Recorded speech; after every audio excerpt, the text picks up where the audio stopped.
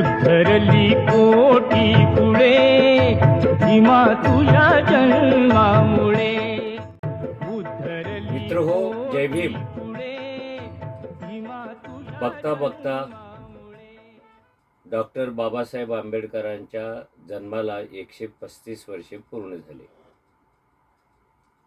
बाबासाहेबांच्या जन्माविषयी बोलताना मी नेहमीच एक उदाहरण देत आलेलो आहे, जे आपल्या कर्मठ संस्कृतीमधलं उदाहरण आहे.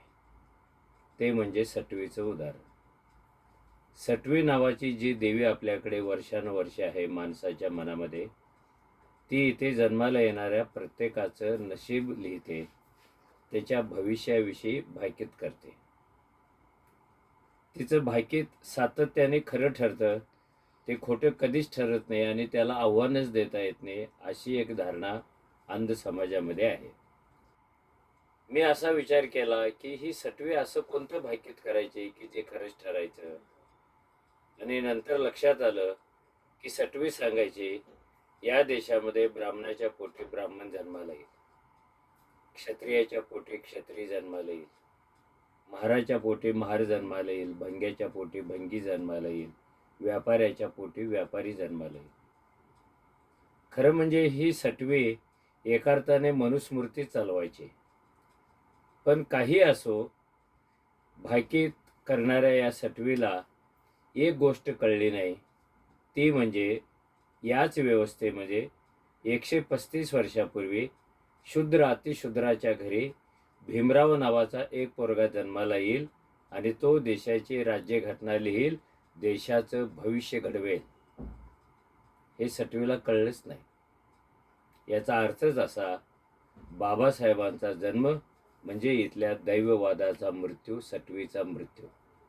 बाबासाहेबांचा जन्म म्हणजे इथल्या अंधाराचा मृत्यू आणि ज्ञानाने भरलेल्या उजेडाचा जन्म आहे. बाबासाहेबांचा जन्म म्हणजे मानसिक गुलामगिरीला तिलांजली आणि स्वातंत्र्य, समता, बंधुतेचा उदय आहे.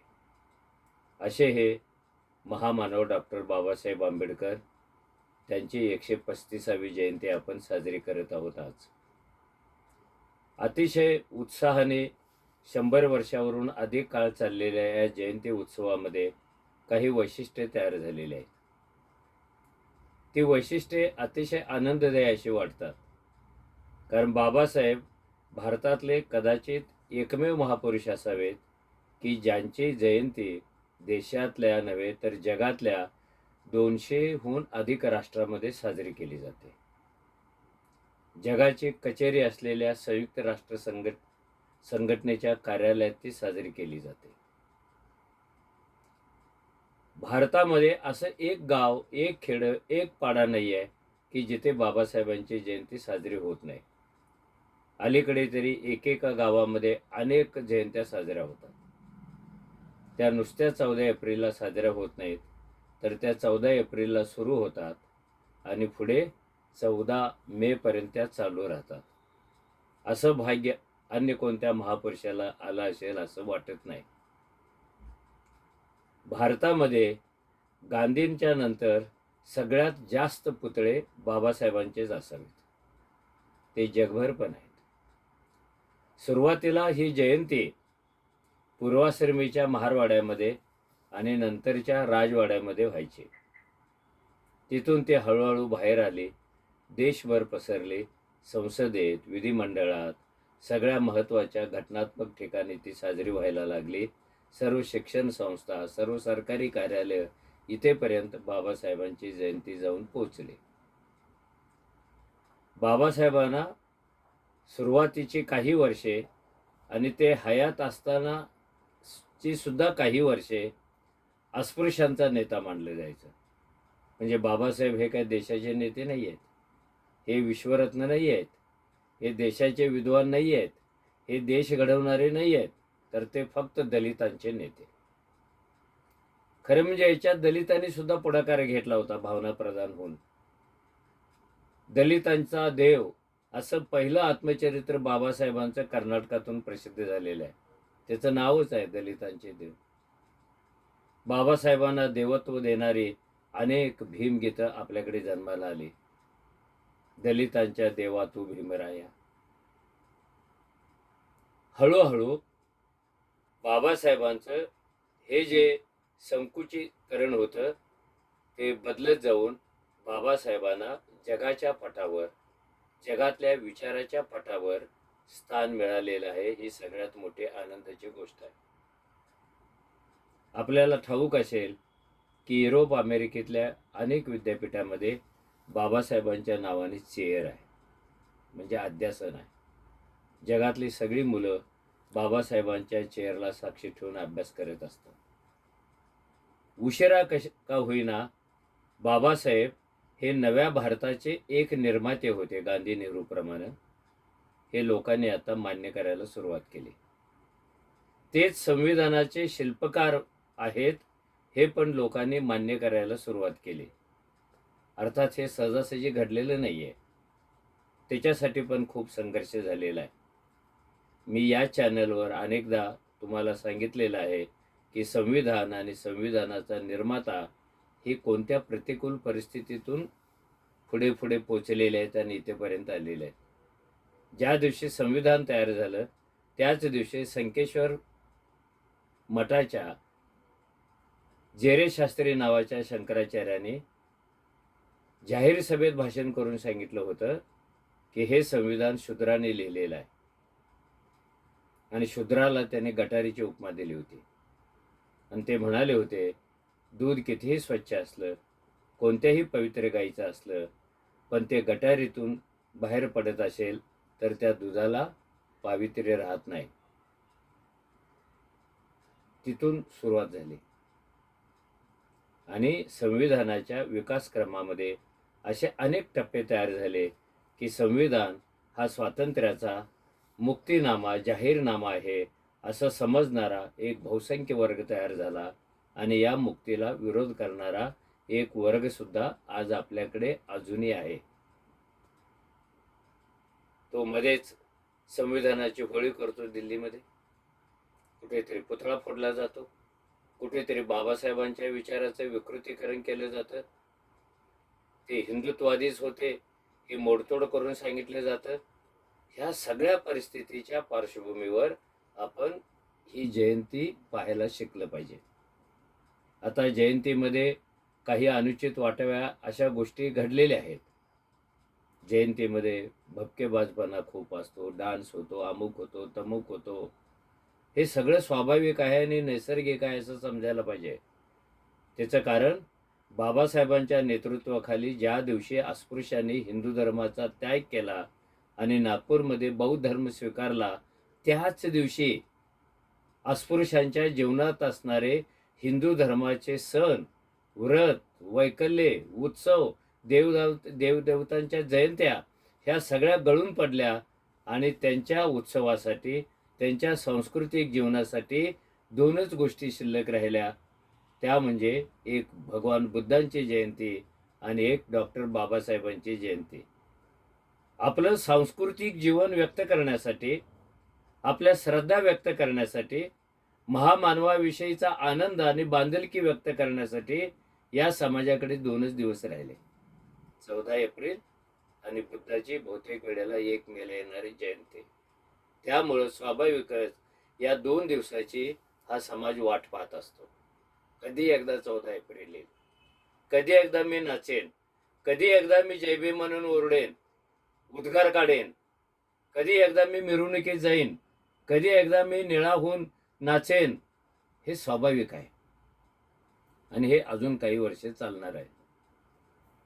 पण हे जास्त दिवस चालू उपयोगाचं नाही, कारण हे जास्त दिवस चाललं तरी महामानवाचं प्रतीकामध्ये रूपांतर होतं, चिन्हामध्ये रूपांतर होतं, चित्रामध्ये रूपांतर होतं, केवळ भावनेमध्येच रूपांतर होतं आणि विचार मागे मागे पडायला लागतात. या समाजानेच, या देशानेच असा विचार करायला पाहिजे की आम्ही बाबासाहेबांचा विचार मुठीत घेऊन चाललेलो आहोत. प्रतीकं नाही आहे. प्रतीकं येतात, बदलतात, वाढतात, मोठी होतात, छोटी होतात. पण प्रत्येकाच्या पलीकडे एक लढण्याचं मैदान असतं, एक संघर्षाचं मैदान असतं, विचार घेऊन लढण्याचं मैदान असतं. त्या मैदानावर जाण्याची वेळ आपल्याला आता आलेली आहे, हे पहिल्यांदा नीट समजून घ्या.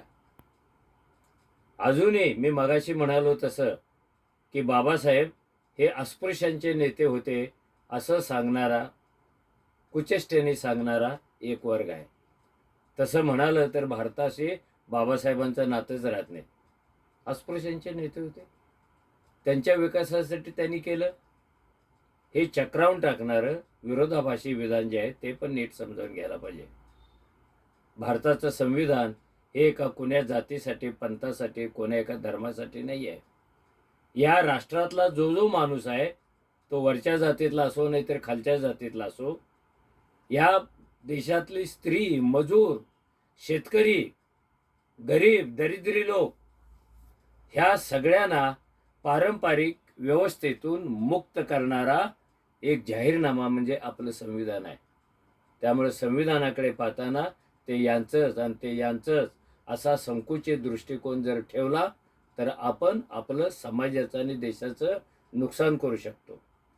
हा जो नवा भारत होता तो घडवण्यामध्ये बाबासाहेबांचं योगदान पण इतरांच्या पेक्षा बरोबरीनं आहे, किंबहुना जास्त पण आहे.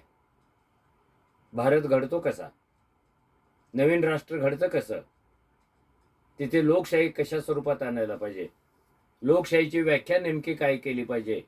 बाबासाहेबांनी साऊथ बरो कमिशन समोर साक्ष देताना लोकशाहीची व्याख्या जे अब्राहम लिंकननी केली होती ते अधिक विकसित केली. लिंकन म्हणाला होता लोकांची लोकशाही. बाबासाहेबांनी प्रश्न केला कोणत्या लोकांची लोकशाही, हे कोणते लोक आहेत लोकशाही आणणार आहेत, ते जर वाईट असतील तर त्यांची लोकशाही कशी असेल, ते जर जातीवादी धर्मवादी असतील तर लोकशाही कशी असेल. लोकशाहीसाठी अतिशय चांगल्या विचारी, धर्मनिरपेक्ष, स्वातंत्र्य, समता, बंधुता याचा आदर करणाऱ्या लोकांची गरज असते. हे पहिल्यांदा बाबासाहेबांनी सांगितलं, तेही विद्यार्थी दशेत MA शिक्षण चालू असताना सांगितलेलं आहे. याला म्हणतात नव्या भारताचं जडणघडण. लोकशाहीपासून ती सुरू होते. इथल्या शेतीचा अतिशय वैज्ञानिक पद्धतीने विचार बाबासाहेबांनी केला.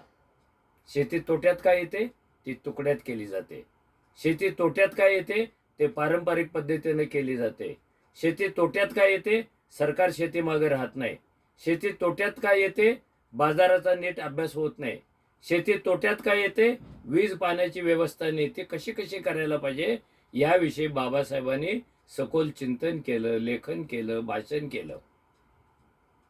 जसं महात्मा फुल्यांची जलसाक्षरता होती त्याच्यापेक्षा अव्वल बाबासाहेबांची होती. इंग्रजांच्या राजवटीमध्ये पाटबंधारे खात्याचे मंत्री असताना त्यांनी पहिल्यांदा इथल्या नद्यांचा आणि पाण्याचा अभ्यास केला आणि सांगितलं जर महापूर थांबवायचे असतील, दुष्काळी पट्टे कमी करायचे असतील तर नद्यामधून जाणारं जे समुद्राला मिळणारं वाया जाणारं पाणी आहे ते 2 नद्यांच्या अडवून तिथे वापरले केला पाहिजे. त्याला आपण नद्या जोड प्रकल्प म्हणतो. जवळपास 100 वर्षापूर्वी हा प्रकल्प बाबासाहेबांच्या डोक्यात आलेला होता. धरणाची निर्मिती कशी पाहिजे, नुसतंच पाणी अडवा आणि पाणी जिरवा हे त्यांना मान्य नव्हतं. धरणं बांधा पण पाण्याबरोबरच अन्य काही गोष्टीसाठी त्याचा बहुउद्देशीय वापर करा.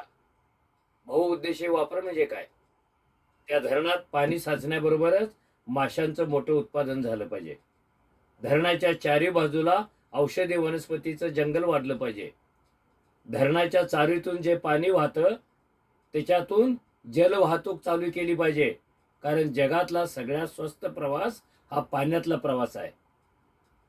यालाच म्हणतात नवराष्ट्राच्या निर्मितीचा विचार. संविधान कसं असायला पाहिजे, शेती कशी असायला पाहिजे, संस्कृती कशी असायला पाहिजे, शिक्षण कसं असायला पाहिजे, अभ्यासक्रम कसा असायला पाहिजे, स्वातंत्र्याच्या कल्पना कशा विकसित झाल्या पाहिजेत, ह्या सगळ्यांचा आयुष्यभर त्याने अभ्यास केला, संघर्ष केला, त्या अंमलात आणण्यासाठी प्रयत्न केला.